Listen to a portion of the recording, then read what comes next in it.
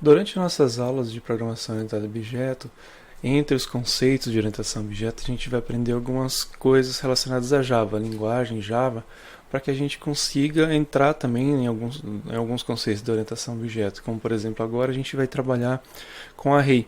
Array ele não faz parte da orientação a objeto em si, a utilização de arrays, mas a gente precisa de arrays para que a gente consiga programar algumas coisas relacionadas à orientação a objeto, para a gente programar alguns conceitos relacionados à orientação a objeto. Então, durante a disciplina, a gente vai trabalhar alguns conceitos da linguagem para que dê suporte para a gente trabalhar os conceitos da orientação a objeto. Tá?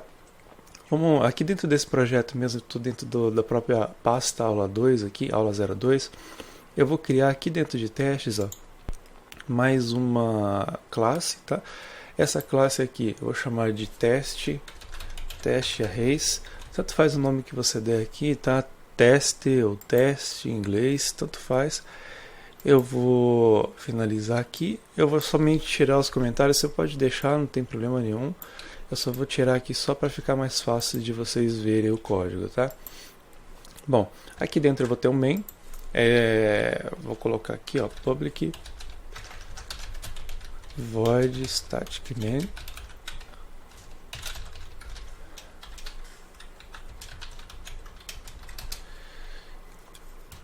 E toda a parte minha do código eu vou colocar aqui dentro.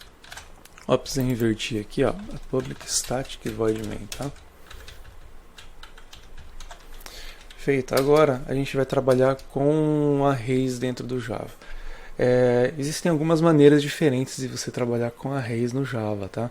A gente vai aprender algumas delas aqui. A primeira delas, a gente vai criar um array de números inteiros. E o modo que você declara um array dentro do Java varia. Então eu posso trabalhar dessa maneira aqui, ó, colocar o tipo que eu quero declarar a minha variável. Então eu vou declarar int, abre e fecha colchetes, e aqui o nome da minha variável. Tá? E logo depois aqui eu posso inicializar já essa variável com alguns valores. Você utiliza essa maneira aqui, ó, de declarar arrays quando você quer inicializar, vamos supor que você tem um array aqui, você já queira inicializar aquele array. Então, supondo aqui que você queira inicializar esse V1 com 5 valores, vamos colocar os valores aqui, ó. Vocês colocam entre chaves, tá? Os valores, já que ele é array de inteiro, então vamos colocar aqui os valores, 10, 20, 30, 40 e 50. Então, estou inicializando meu V1 aqui com 5 valores diferentes.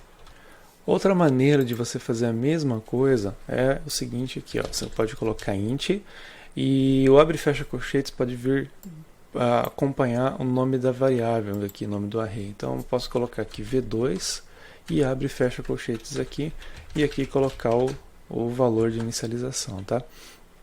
Uma outra maneira de vocês fazerem a mesma coisa também, vocês podem dar, por exemplo, criar um array aqui int utilizando dessa maneira aqui, ó, V3, por exemplo, ó, e em vez de vocês colocarem os valores já aqui dentro de V3, vocês podem inicializar ele utilizando o new, tá?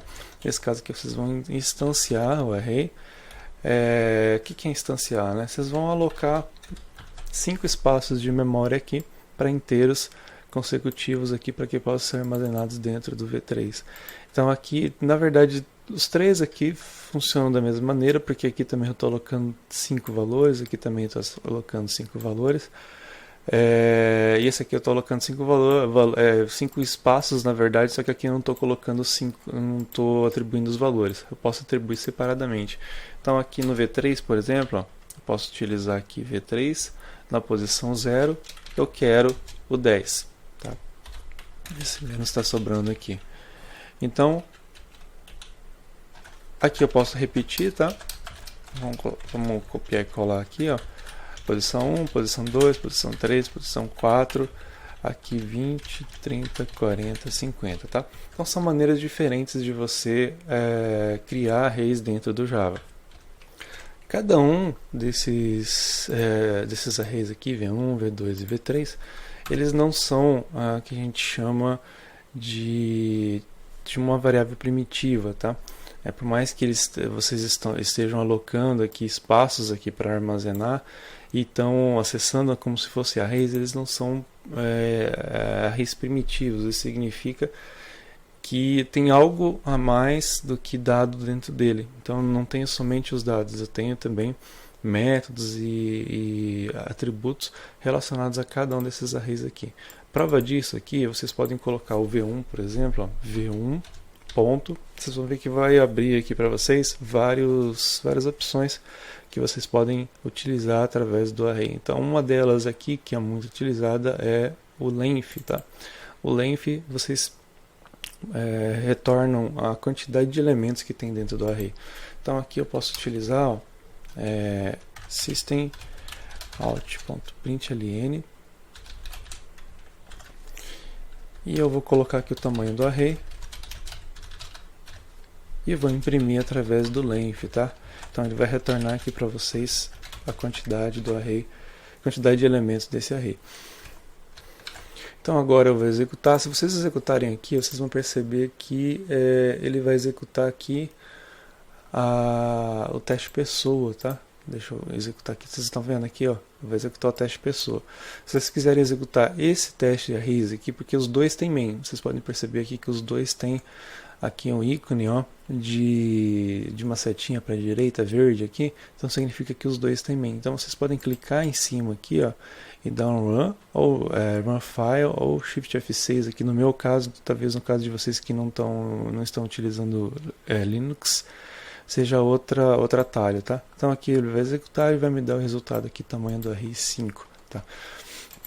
Bom, agora o que a gente vai fazer? A gente tem esses valores aqui dentro do array dos arrays e a gente precisa varrer esses arrays para ler esses valores. A gente vai fazer isso através de loops, né, de laços de repetição, e a gente vai aprender como fazer de várias maneiras isso dentro do Java.